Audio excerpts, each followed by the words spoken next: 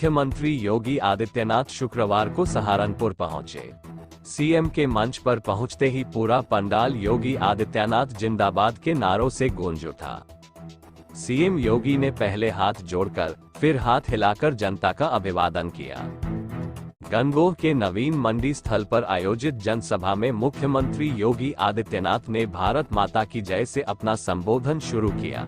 इसके बाद उन्होंने वंदे मातरम के नारे लगवाए। सीएम योगी ने जनसभा को संबोधित करते हुए विपक्ष पर तीखा हमला बोला।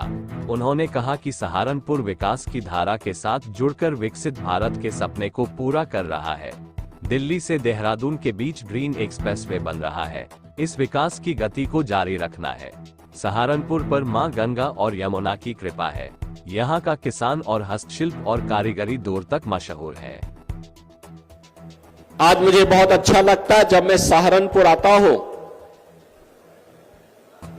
तो सहारनपुर में अब विकास हो रहा है। अब दंगा नहीं है, कर्फ्यू भी नहीं है, भय और तसाद भी नहीं है, बल्कि सहारनपुर विकास की धारा के साथ जुड़ करके विकसित भारत की तर्ज पर विकसित उत्तर प्रदेश के सपने को साकार करने के लिए एक विकसित सहारनपुर बनाने के लिए कृत संकल्पित दिखाई दे रहा है। दिल्ली शामली सहारनपुर का जो हाईवे है या दिल्ली से देहरादून के बीच ग्रीनफील्ड एक्सप्रेस हाईवे का जो निर्माण हो रहा है वह इस विकास की धुरी बनने जा रही है। बहनों और भाइयों, क्या नहीं था हमारे इस सहारनपुर में? मां गंगा और मां यमुना की कृपा थी, असीम कृपा। दुनिया की सबसे उर्वरा भूमि, यहां का मेहनती किसान, जिन अन्नदाता किसानों और जिन यहां के हस्तशिल्पी और कारीगरों की कारीगरी के सामने दुनिया फेल थी।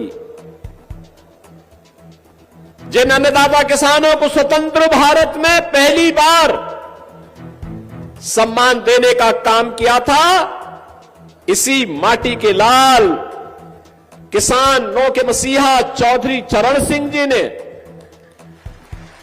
मुझे याद है 2016 में जब सिख विरोधी दंगे हुए थे यहां पर, आपने देखा नहीं इससे पहले क्या होता था, किस प्रकार की अराजकता फैलती थी। जब कांवड़ यात्रा में सहारनपुर की थाना फतेहपुर पुलिस द्वारा चेकिंग के दौरान 18 किलो 924 ग्राम चांदी बरामद की गई है, जिसकी अनुमानित कीमत 16,15,000 बताई जा रही है, जिसके संबंध में उक्त व्यक्ति प्रणव जैन पुत्र अभय जैन द्वारा कोई संतोषजनक जवाब व साक्ष्य पेश नहीं किया जा सका।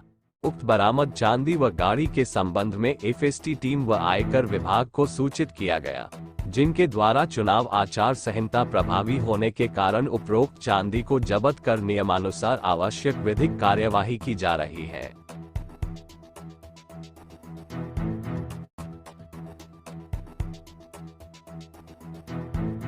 देवबंद के पूर्व चेयरमैन जियाउद्दीन अंसारी ने साथियों के साथ माजिद अली को दिया समर्थन। जैसे जैसे लोकसभा चुनाव के पहले चरण का समय करीब आ रहा है, सभी सियासी पार्टियों के प्रत्याशी अपनी अपनी जीत का दावा कर रहे हैं। इसी कड़ी में माजिद अली पूर्व चेयरमैन जियाउद्दीन अंसारी के निवास पर उनसे मिलने पहुंचे और जियाउद्दीन अंसारी ने अपनी पूरी टीम के साथ माजिद अली को पूर्ण समर्थन का भरोसा दिलाया। वरिष्ठ बसपा नेता जमाल अंसारी ने कहा कि माजिद अली को चुनाव लड़ाने का उनका यही मकसद है, सभी बदलाव चाहते हैं। देखिए, चुनाव बहुत ही करीब आ चुका है और जनता भी इस चीज़ को समझ चुकी है और कहने की और सुनने की तो कोई बात ही नहीं है। हमें सिर्फ एक होकर माजिद भाई को जिताना है, क्योंकि एक माजिद भाई बसपा प्रत्याशी ऐसे हैं जो भाजपा का मुकाबला डटकर कर रहे हैं। और अगर हमारे मुस्लिम भाई और हमारे जो दलित भाई हैं ये एक होकर माजिद भाई को वोट करेंगे तो कोई ताकत ऐसी नहीं है कि जो माजिद भाई को जीतने से रोक दे। इमरान मसूद कहते हैं कि बसपा भी फाइट में नहीं है, मैं और भाजपा फाइट में, तो क्या कहेंगे? देखिए, अपनों का दोष दूसरों पर मलना, ये बात उन पर लागू होती है, वो कहीं भी फाइट में नहीं है। आप उनके पिछले 2 इलेक्शन देख लीजिए। 2014 में जो हुआ था, पूरे मुस्लिम समाज ने सहारनपुर ज़िले में हमारे जो इमरान मसूद साहब है उन्हें वोट किया था, वो तब नहीं जीत पाए। पिछले इलेक्शन में भी उन्हें 2 लाख के आसपास वोट मिले थे। वो सिर्फ वोट काटने का काम कर रहे हैं ताकि बीजेपी जीते। जीत का कितना अंतर मान रहे हैं? जीत का मेरे हिसाब से 1 लाख से 2 लाख के बीच में माजिद भाई चुनाव जीतने जा रहे हैं।